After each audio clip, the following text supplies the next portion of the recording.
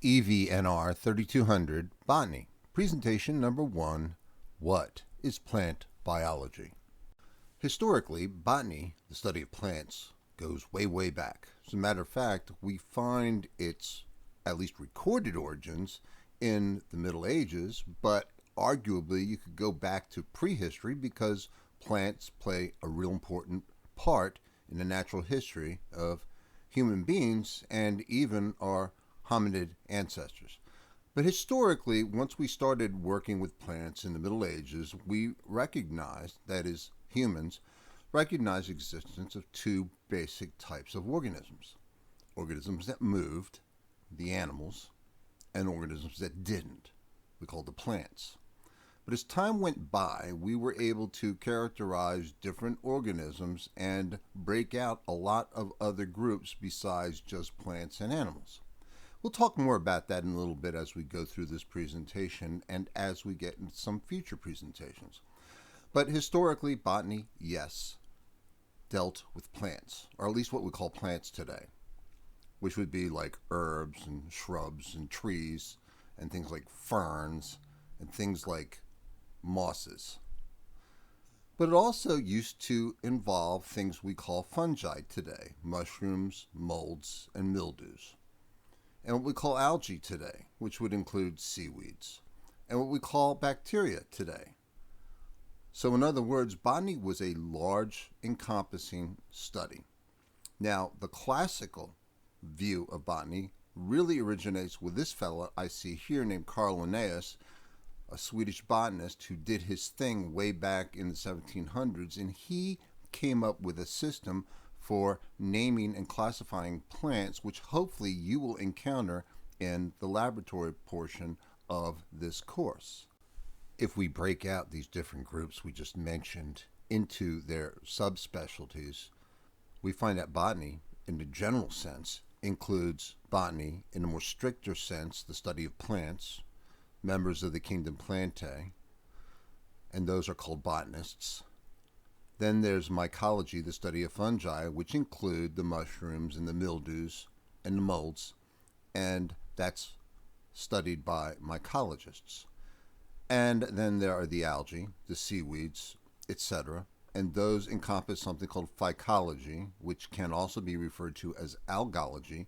It's studied by phycologists or algologists. And then finally, we've got the bacteria, which today is traditionally studied by folks called bacteriologists. So once again, back in the day, botany was an all-encompassing study. And now we break it out to a bunch of different specific organisms, and plants remain in the domain of what we refer to as botany, as practiced by botanists. This slide is provided as a matter of convenience to you so you're able to see what encompasses plants, what encompasses fungi, what encompasses the algae, and what encompasses the bacteria. Now, a note about bacteria. There's a whole lot of organisms that comprise the bacteria. Now, a handful of the bacteria, that is a small handful of bacteria, species-wise, are photosynthetic. And those are the bacteria that traditionally fall into the view of botanists, at least as an organism of interest, an organism of study. Now, of those photosynthetic bacteria, there is a significant group of bacteria that are called the blue-green algae. As a matter of fact, they used to be considered to be plants. They used to be considered to be algae. And now we understand them to be bacteria. Now, we'll make a distinction between what constitutes the algae and the bacteria. It all boils down to whether you're prokaryotic or eukaryotic. And you might remember those terms from a biology course long ago and far away. But anyway, the blue-green algae represent the one major group of bacteria that still continues to be of interest to botanists, and particularly ecological botanists who are interested in the ecology, particularly of aquatic ecosystems. Blue-green algae have a very, very important role to play there, and blue-green algae play a very, very important role in the nitrogen cycle. And that's going to be critical to plants and to ecosystems as well. You will need to know the basic general characteristics of plants. Plants belong to the kingdom Plantae. I see that on the very last bullet point. The kingdom Plantae are eukaryotic. Now, the word eukaryotic means specifically true nucleus. Eukaryotes, plants, animals, fungi, protists, all qualify as eukaryotic organisms. Their cells have nuclei, their cells have membrane-bound organelles, and there's a handful of other characteristics that are diagnostic for eukaryotes. Plants are autotrophic. That means they're capable of making their own food molecules. Auto means self, trophic means feeder. And now more specifically, when they do make their own food molecules, they make their own food molecules from energy contained in the sun. Basic idea is your food molecule as a plant, generally it's a carbohydrate, contains energy from the sun, and that carbohydrate is used to fuel all of your vital needs. Keeps you alive, allows you to grow, allows you to reproduce. So if in case it has not escaped you, a food molecule is some organic compound, generally carbohydrate, but can be a protein or can be a fat, but it's some organic molecule that contains stored energy. And that energy can be used to fuel life processes. All right, well, let's go on. Third bullet point tells me that plants have a specific type of sexual life cycle. In a nutshell, sexual life cycles involve two very important events. One event is fertilization, sometimes called syngamy, S-Y-N-G-A-M-Y, which is when sperm and eggs get together. And the second event in a sexual life cycle is something called meiosis. And once again, this is something you might remember from some previous biology course, and we'll cover it again in a little bit. But the specific type of sexual life cycle found in plants is called an alternation of generations life cycle. In this case, plants actually feature two different phases in a life cycle. One phase characterized by diploid individuals and another phase characterized by haploid individuals. Diploid having two sets of chromosomes and haploid having one set of chromosomes. And once again, we'll get into detail on that later on. My point for this particular slide is that you know these general characteristics. We'll deal with the details later. Plants have cells with their cell walls made of cellulose. Cell walls are an optional thing for cells. You don't find cell walls in animals. You do find cell walls in plants, and you do find cell walls in the fungi, and you do find cell walls occasionally in the protista, and you even find cell walls in the bacteria. But as a rule, cell walls, when you find them, might be made of different things. In plants, trees, shrubs, and herbs, those cell walls are made of cellulose. And might mention that cell walls are rigid, non-living structures. Cells have chloroplasts. These are the organelles that are responsible for the photosynthetic process. Chloroplasts are solar collectors, and they collect that sunlight, and they use it to energize electrons, and those electrons are then stored in the form of an organic compound, which is produced as a consequence of photosynthesis. Now, if you're a plant and you have some available carbohydrate to store, and that's a good deal because you can't do photosynthesis during the night, and as a rule you can't do photosynthesis during the winter time and you don't have any leaves. A convenient means of being able to hold on to that energy is to store it. You store it in the form of a complex carbohydrate called starch. Complex carbohydrate means that starch is a long chain molecule composed of linked glucose molecules. Glucose is a sugar. Glucose is the immediate product of photosynthesis. And so you store it as starch. You think about a potato, and a potato has these tubers underneath the ground, and those tubers are a means of storing energy. You think about a corn plant, and a corn plant makes ears of corn, and the ears of corn have little corn kernels. Well, every single one of those corn kernels contains an eensy weensy teeny tiny little embryonic corn plant. And when you plant the corn seed, the corn plant's going to grow. But what keeps that teeny tiny baby corn embryo alive between this year and next? And it's starch found in that corn kernel. And when you pop that corn kernel, you get this fluffy, poofy, white thing that is mostly starch. And that starch is contained in the corn kernel that provides that baby plant with the energy it needs. And I can take a look at those trees in the picture there. I can take a look at grass out in the yard. In every single case, I will find starch somewhere in the plant. Sometimes in the cells of the leaves, very often in the cells of the roots. This is where starch is stored. And anytime the plant needs some available glucose during the night or during the wintertime, all you have to do is hydrolyze or break apart that starch and deliver the glucose to where it needs.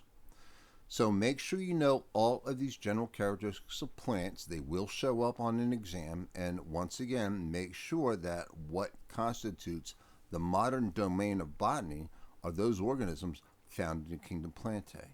And yes, we will touch on some of those other organisms we mentioned before, but in the strictest sense, botany deals with plants.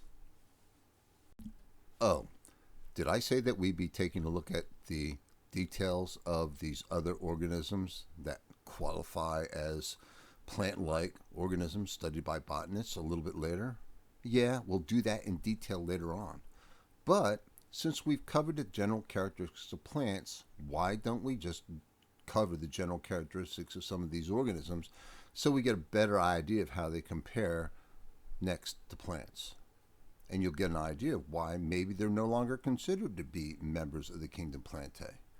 Take a look at the fungi. Fungi are organisms that we commonly refer to as mushrooms, molds, and mildews. Now, unfortunately, I don't have them here.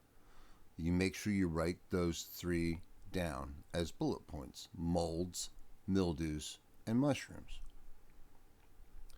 Fungi are eukaryotic. That means they got nuclei. That means they got membrane-bound organelles. That means they are, to some extent, evolutionarily related to plants. But the big difference here is they're heterotrophic. When you're heterotrophic, it means you get your food molecules from some other source. You can't make them yourself. Hetero means different. Once again, trophic means feeder, so different feeders, they get their food molecules from other things. If you're a fungus, you can be a saprotroph, which means you break down dead things.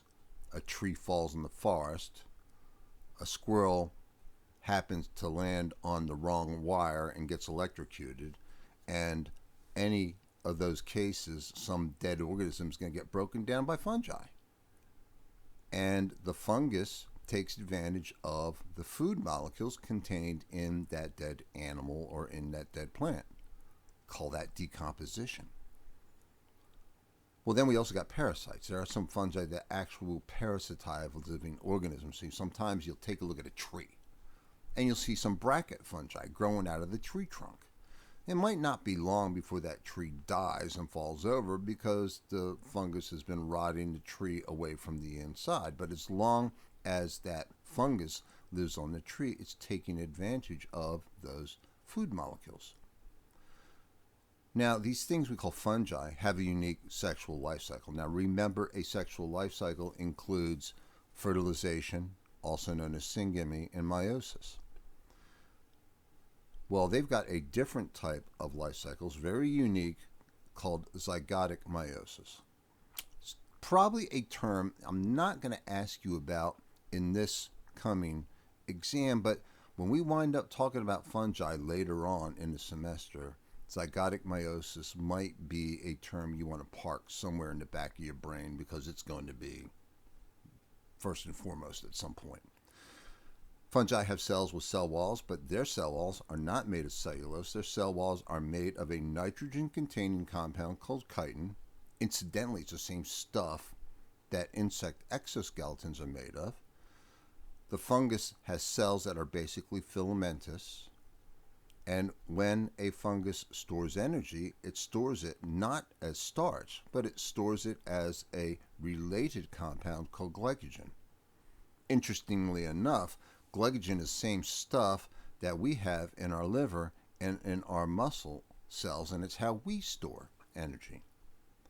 And so finally, we put these organisms, molds, mildews, mushrooms, into their own kingdom called the kingdom of fungi, because they are distinctly unique from the plants.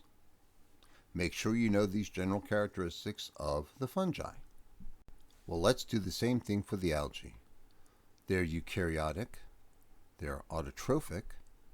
Matter of fact, they do photosynthesis just like the plants do, but they have a variable set of sexual life cycles. I mean, some of these algae will have an alternation of generations life cycle, and others will have another type of life cycle, which we will learn by another name later on. But right now, all you need to know is the algae have variable sexual life cycles. Now, as a rule, the algae will have cells with cell walls made of cellulose. They will have chloroplasts.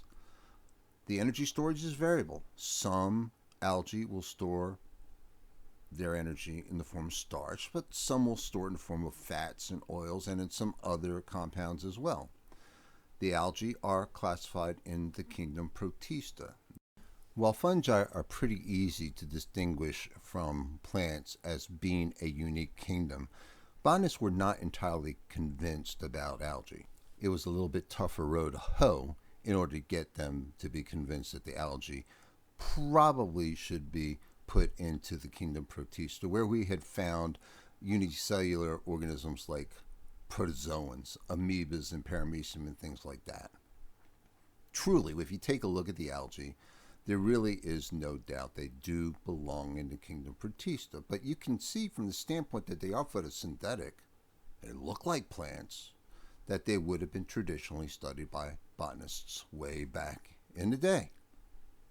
You might have a memory just a few slides ago where I mentioned a cyanobacteria by another name. I called them the blue-green algae.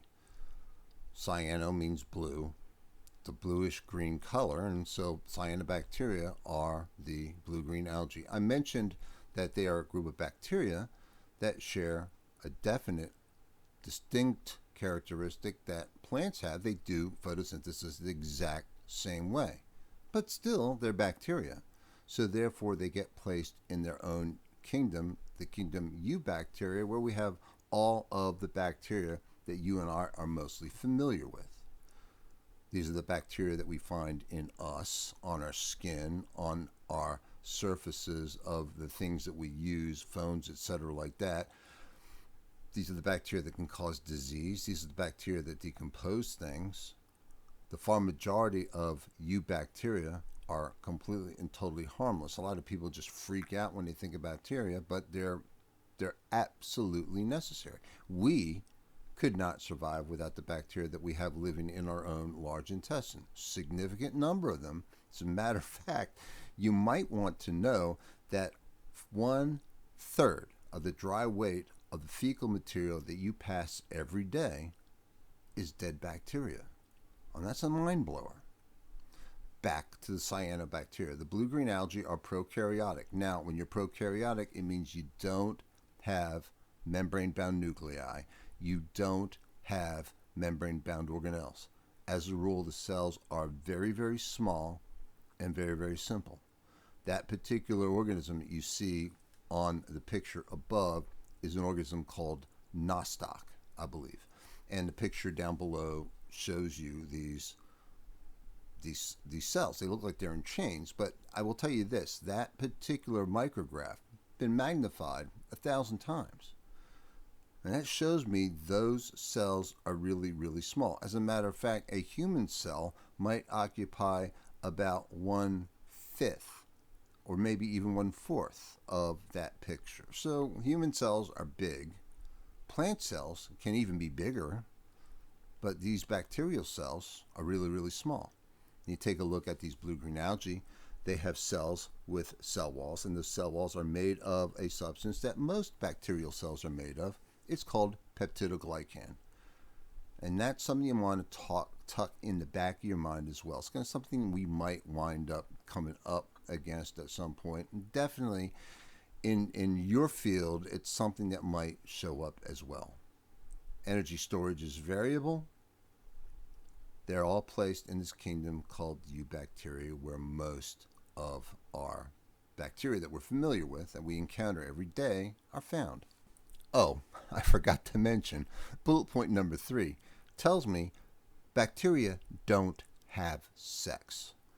If you're eukaryotic and you've got nuclei and you've got organelles, your cells are big and complicated, you're probably going to have some kind of a sexual life cycle.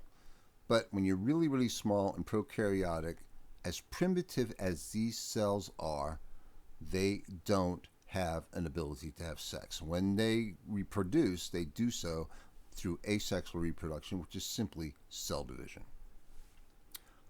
I guess I shouldn't just mention, just make sure you know all these bullet points with respect to the blue-green algae, i.e. the cyanobacteria, and please know that name.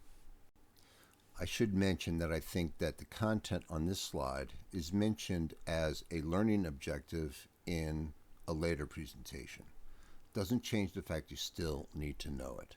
So here's what I need you to know. When scientists take a look at the variety of living things that are on this planet, those living things are ultimately divided into 3 different domains. You'll see them illustrated here as big, colorful shapes. Each domain represents an individual line of evolution. Where you see those domains intersect is where the common ancestor exists. You go back to what is called chemical evolution and the origin of the first cells. That's where that's happening. But as time went by, we've got these different groups arising. The archaea, the bacteria, and the eukaryota. Now, here's what you need to know right now. I don't think we're going to be going into details on this. I do need you to know that the blue shape, the bacteria, and the red shape, the archaea, those 2 domains are prokaryotic. They've got distinctions that make them unique from one another, but you'll notice that there's one little explosion that I have added outside of the bacteria shape, and that's labeled cyanobacteria. Just giving you the notion that there is a plant-like organism traditionally studied by the botanists, and I find it right there in the bacteria. Then the big, huge, giant shape, that is the domain eukaryota, those are the eukaryotic organisms. And that's where we're going to find animals, that's where we're going to find plants. Oh, but I see the fungi there, and I see a variety of other things that have real exotic names, like the chromists and the alveolates and the rhodophytes. I see flagellates there. Those include members of the kingdom Protista, single-celled organisms. We can call them protozoans if you want to, but the fact of the matter is every single one of those yellow explosions up there shows me these are organisms that were traditionally studied by botanists. So you see that the whole notion of what is a plant, or what is a plant-like organism, is primarily clustered within eukaryota, because most of these organisms doing photosynthesis are going to have chloroplasts. So 3 domains of life. Where does botany operate? Well, it operates mostly in the domain eukaryota. And the only foot we got in the prokaryotic domains are the blue-green algae, or the cyanobacteria, that I see over there in the domain bacteria. Now we're going to get into a little bit of ecology stuff. Now, ecology is essentially the study of how organisms interact with their environment and with each other. If I take a look at an ecosystem, which is a collection of organisms living in a particular environment, those organisms depend on each other and they depend on that environment. And the whole notion of ecology is how those interactions work. Well, we're going to take a look at plants. We're going to realize that plants have a distinct ecological importance. And that bullet point tells me that they are producers. Producers are organisms that produce food molecules. Now, food molecule, I said, was an organic molecule or organic compound that stores energy. And the great thing about that stored energy is it powers life. It powers life in the plants that do photosynthesis. But you know what? If you're a deer and you got to live by eating acorns, or if you're a deer and you got to live by eating grass, or you're a bird and you eat berries, there are all kinds of animals out there that eat plants and thereby get their food molecules secondhand from those plants. And then there are some organisms that eat those animals themselves. I mean, you eat the hamburger you eat is the cow that ate the grass. As a consequence, I see energy moving through the ecosystem. And that energy always, with a very, very few exceptions, always begins with plants, producers. They are the entryway for energy into the biosphere. The only exception I can think of are some very, very strange organisms that live very, very deep in the ocean in what we call hydrothermal vent communities. And those organisms don't do photosynthesis, they do something called chemosynthesis.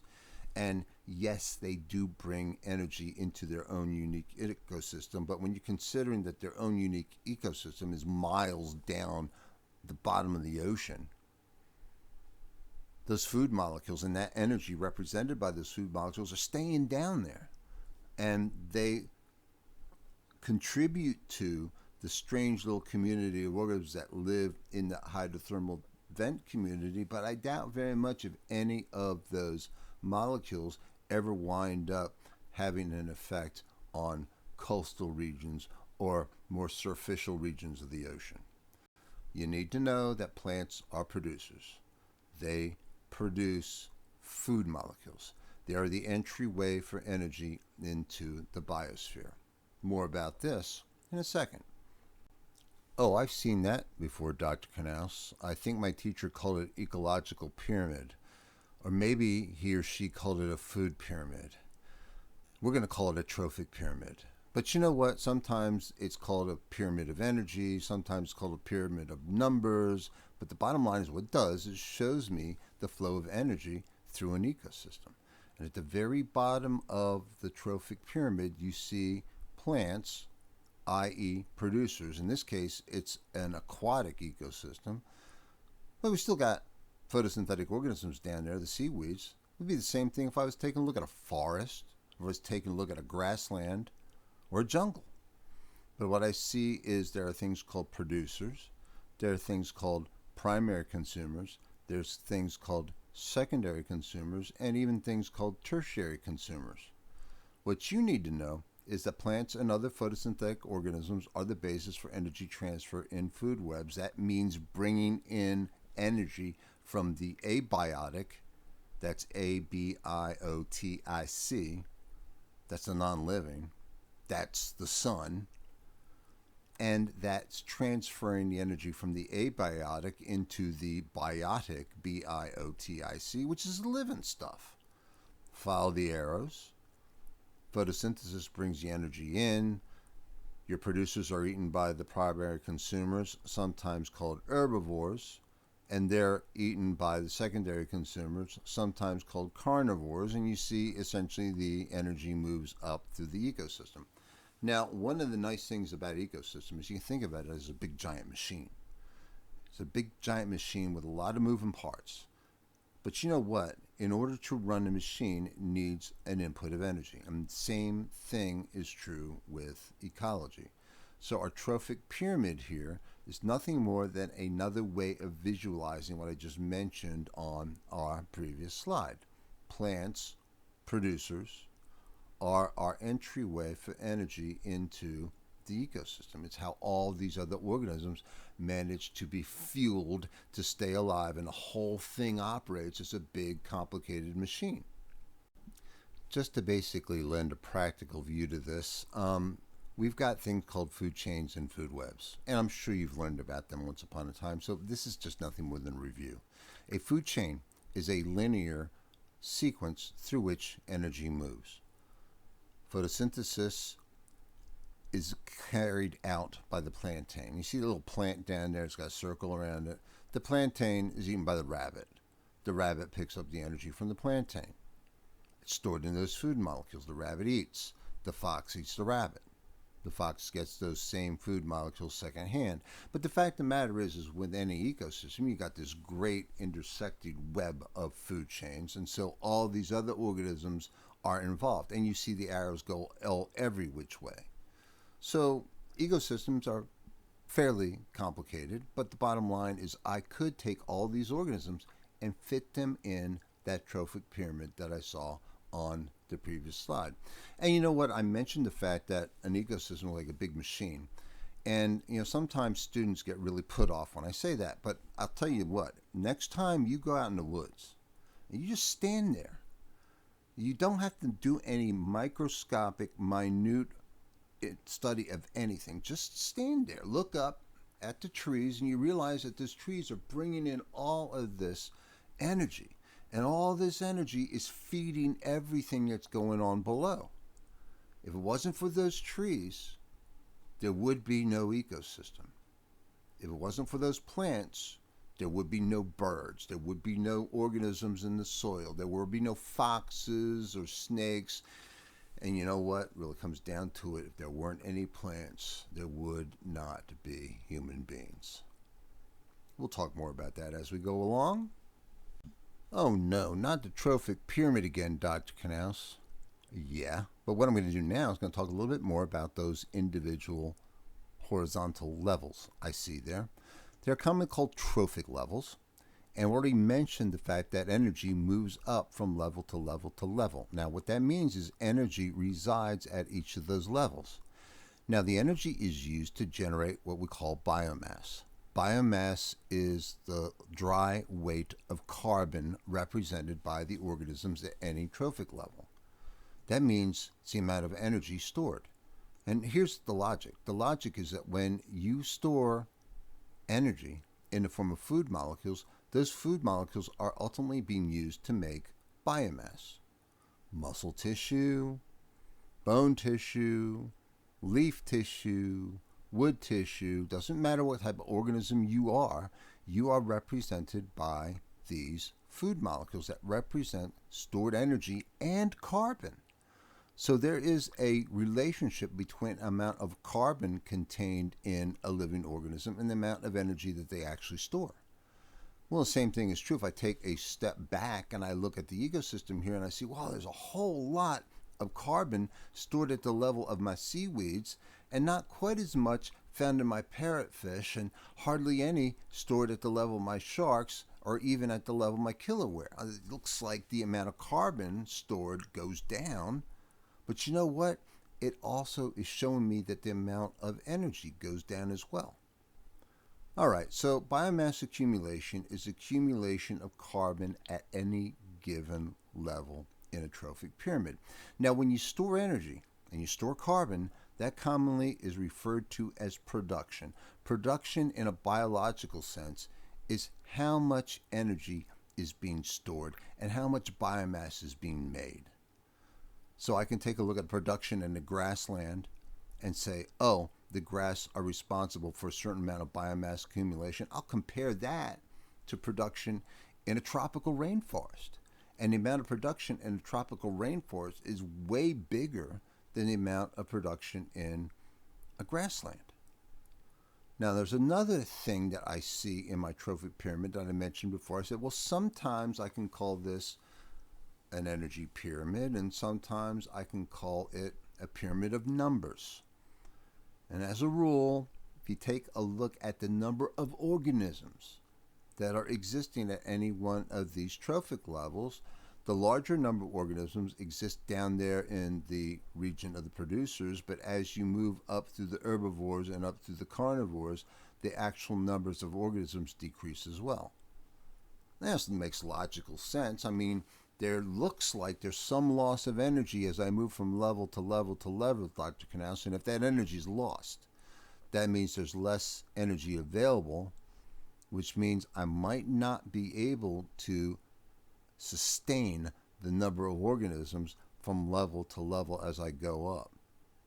Well, let's take a look at why there's this loss of energy at these different levels. All right, well, I am going to talk about energy loss from these trophic levels. As a matter of fact, if you take a look at the lower right of our slide, you'll see trophic pyramid and you'll see energy being lost. But you know what? Probably our best bet is to figure out what the heck we're talking about when we talk about energy. Dr. Knauss, I learned about energy back in a previous biology class at some point. Maybe you did. Let's going to go ahead and review this. Energy, what is it? It is the capacity to do work. Physicists might call it the capacity to exert force. I prefer a real simplistic version, which is the capacity to get things done. That's what energy is all about. I need to make something. I need to break something. I need to transform something. I need to transport something. All of those are energy-intensive activities. And energy activities keeps you and me and those plants alive.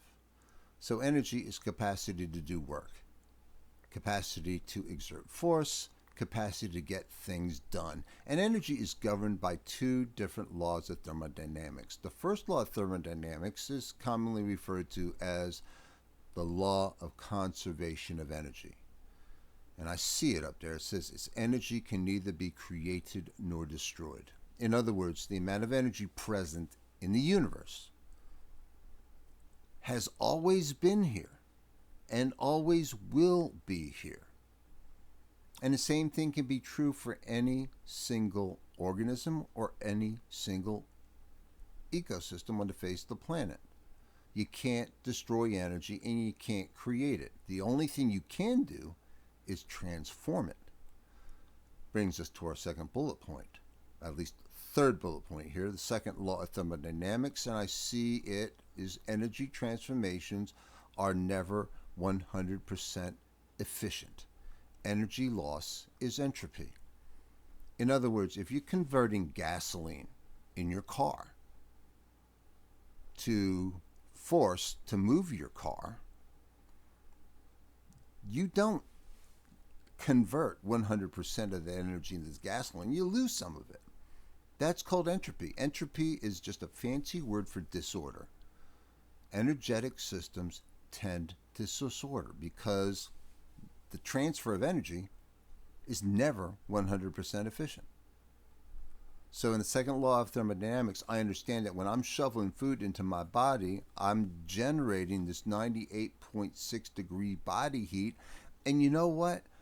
All of the things that go on in me that keep me alive waste some of that energy. And it's one of the reasons why I have to keep eating day in and day out all my life to maintain my life, because my life is energetically intensive, but because the energetic transformations are less than 100% efficient, I need a constant input of energy to maintain myself.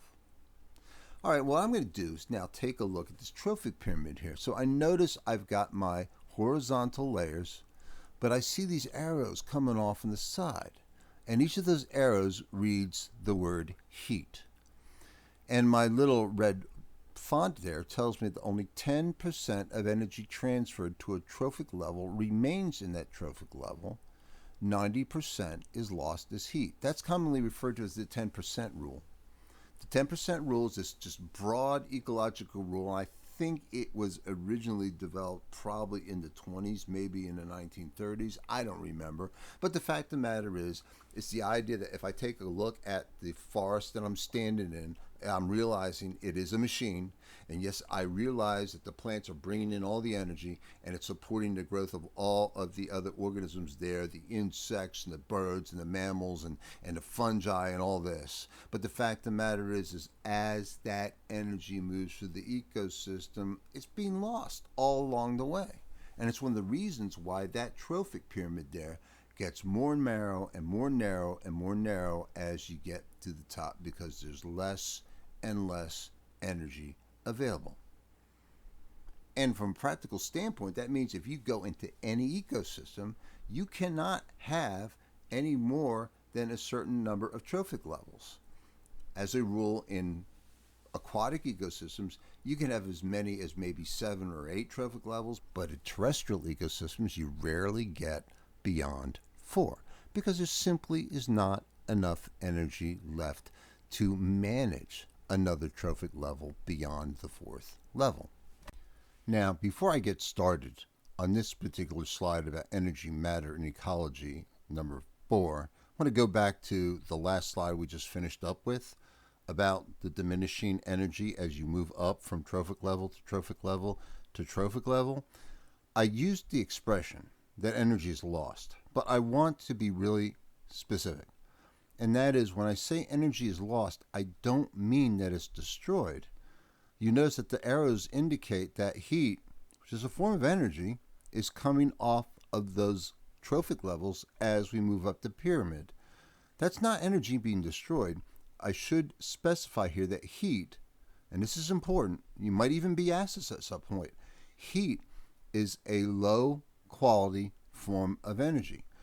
So for all intents and purposes, if it's a low quality form of energy, it really cannot be used for constructive purposes as far as organisms are concerned, but by virtue of the disorder that occurs as those transformations occur, the heat is effectively lost, or should I say degraded, to a lower quality form.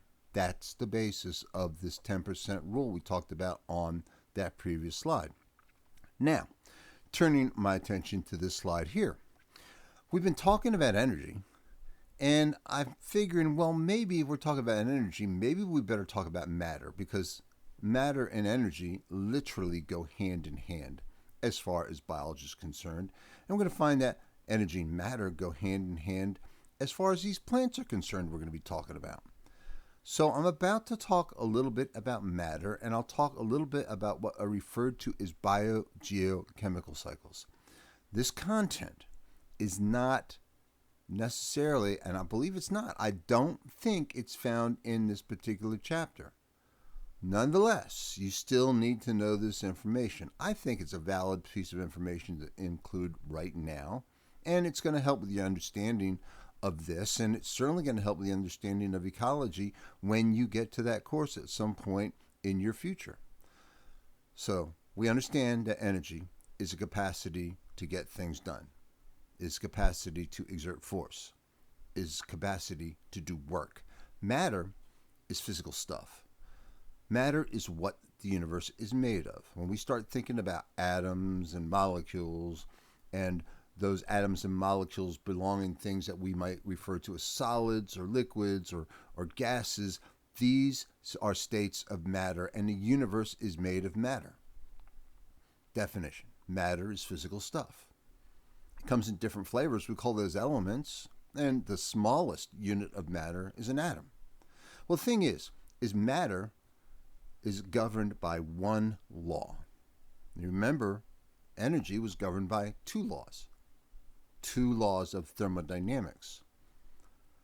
Now, the law governing matter is very similar to the first law of thermodynamics. As a matter of fact, the law that governs matter is called the law of conservation of matter. And it reads almost the same. Matter can neither be created nor destroyed.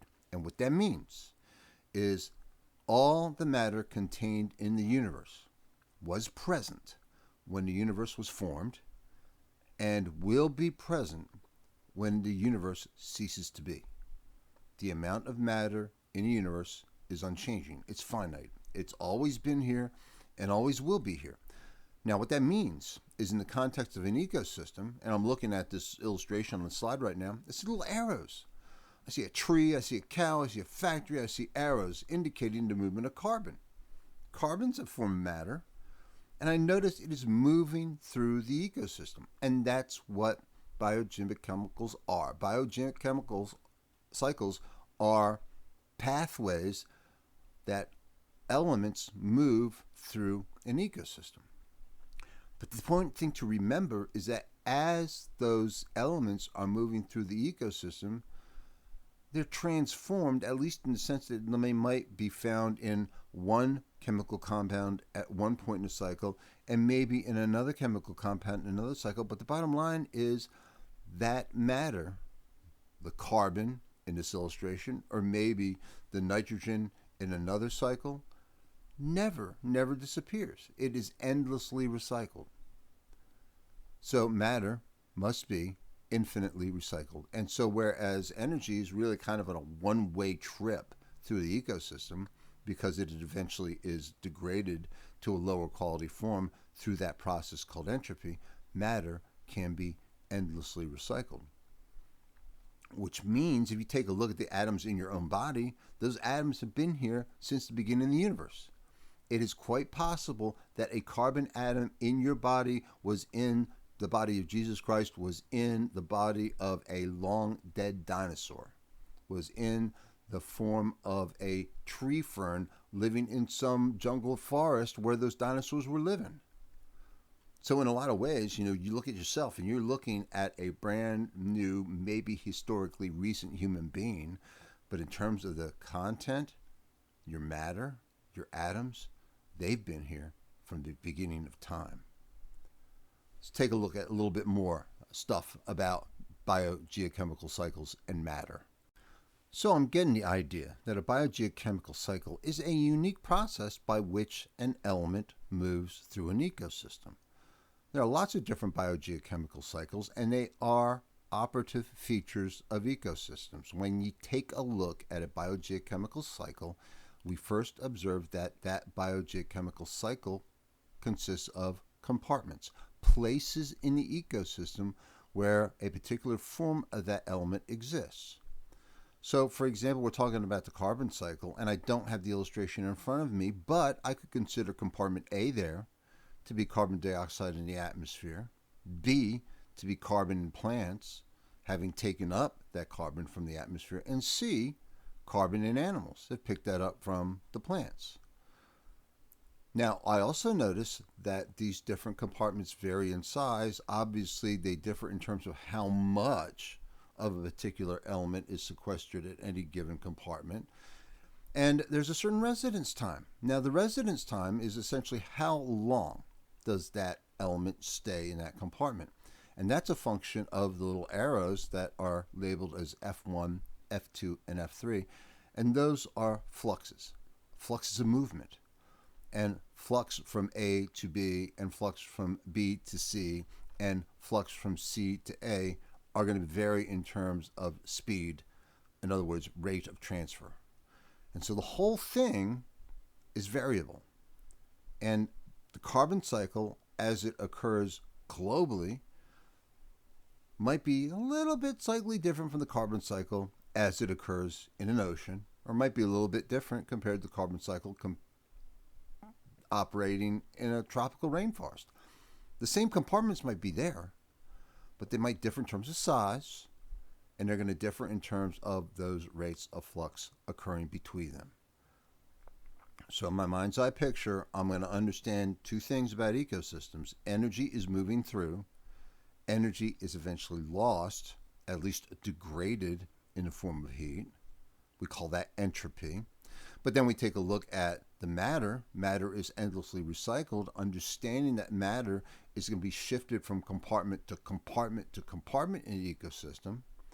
And those compartments vary in size. And those compartments vary in terms of residence time. And those compartments vary in terms of the amount of flux, the transfer rate that's going on between them. These are hallmark features of ecosystems.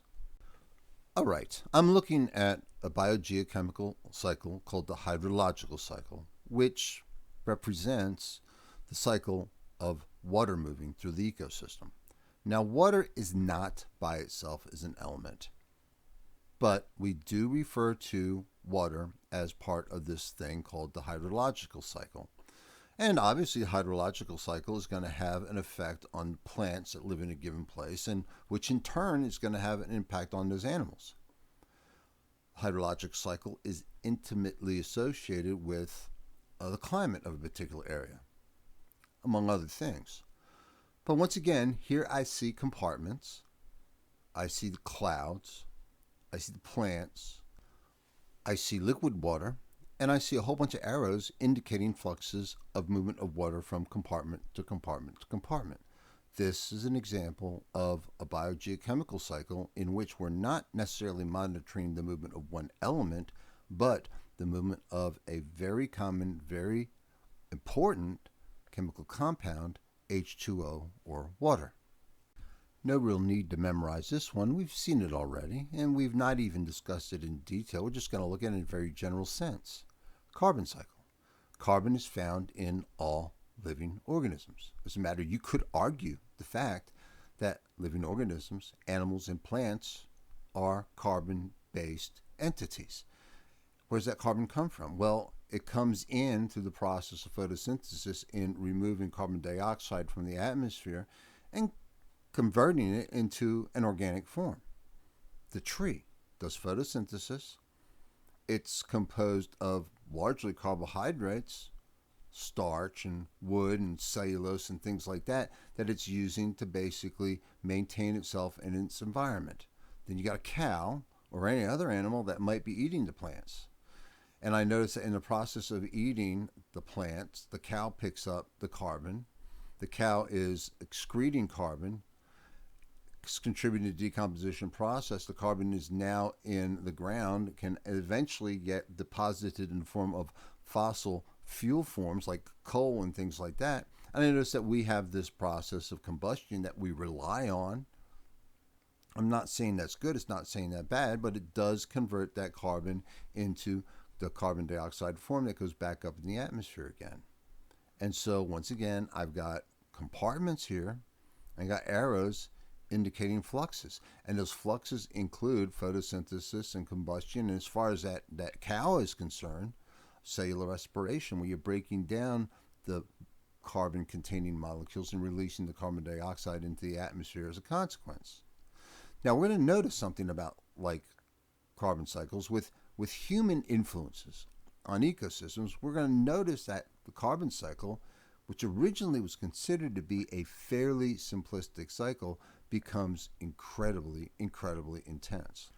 We're going to take a look at two different versions of the carbon cycle. There's going to be no need to memorize these cycles, just impress upon ourselves the fact that as humans become increasingly involved in our environment, we see that these cycles become increasingly complicated as well, reflecting our impacts on those biogeochemical cycles. Let's look at the carbon cycle, two different versions. No need to memorize these. We're just going to look at them and get an idea of what I've just been saying. Well, Dr. Knaus, this carbon cycle doesn't look anything like the one you just showed me. No, it doesn't. It's a lot more detailed, but it's a diagram that essentially shows me compartments and shows me fluxes. And it shows me that the overall carbon cycle is not, I don't know, let's take a look at the next slide in a minute, but we'll realize it's not terribly intense. Now notice this particular diagram is labeled as pre-industrial carbon cycle. That's before humans started messing things up by burning coal and burning fossil fuels and changing the whole complexion of the planet, and changing the whole complexion of the carbon biogeochemical cycle. Hence, I got the word then. Back then, pre-industrial carbon cycle, it looks like this. Let's advance the slide and see what it looks like now.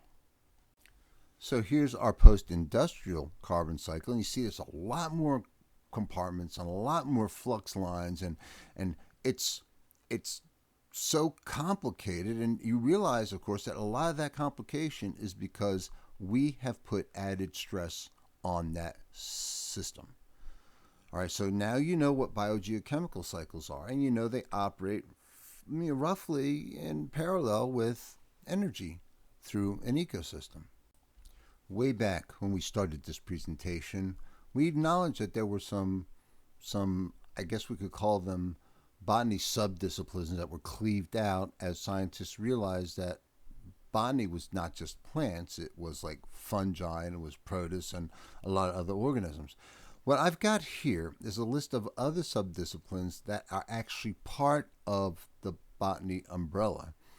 And those disciplines include plant taxonomy, which is the naming of plants, plant systematics, which is the evolutionary classification of plants, plant anatomy, which is the microscopic structure of plants, plant morphology, which is the gross structure of plants, Plant physiology, which is the biochemical and metabolic functions of plants. Plant pathology, which is diseases of plants. Plant ecology, which is how plants interact with each other and animals and the environment. Then we got paleobotany, which is the study of fossilized plants. Ethnobotany, which is the study of botany as it applies to cultures and human anthropology. And then finally, plant genetics. Now, this is not an exhaustive list, folks. There's a lot of other subdisciplines I've not even mentioned here. But it gives you the impression that botany is a lot more than just simply plants. It's all aspects of plant biology, and then some. Well, I really should not feel compelled to give a list justifying why plant science is so important, because I believe plants warrant to be studied regardless of all of these impacts they have for us. But understand, plant science is critical to human nutrition. Plant science is critical to the process of agriculture that has a lot to do with human nutrition, has a lot to do with ecology, has everything to do with conservation biology. I mean, when you think about it, if you're trying to conserve an animal, what is that animal eating? Even if it's not eating plants, it's eating other animals that are eating plants. And so ultimately, any ecosystem's animal life depends on the plant life that's there to begin with. Plant science is important in urban planning. It's important in understanding of zoology for the reasons I just mentioned. It has an important impact on human history, anthropology, paleontology, which is fossilized stuff of human beings, and archaeology as well. So in other words, plant science is important in a lot of different respects. Why are plants worthy of my attention? We've alluded to a lot of these. They're the ultimate source of energy for all life. They're an important compartment in all critical global biogeochemical cycles. They are a determinant of ecosystem biome identity and health. They are critical to human nutrition. What else? They are the ultimate source of many pharmacological agents. They're drugs. They can be a window into human prehistory. They can be a window into the biology of extinct animal species. Now this is interesting. You'll see a word coprolites. Coprolites are fossilized fecal material from animals. You got an animal basically leaves a dropping somewhere hundreds of millions of years ago. It gets fossilized. You can examine that fossil for the presence of plant materials, and you can actually determine what sort of diet that animal had based on this fossilized poop. Those are called coprolites. Lastly, and I will let this slide speak for itself, plants are the ultimate source of many raw materials and manufactured products. There isn't very many materials that we encountered that don't have some connection with plants.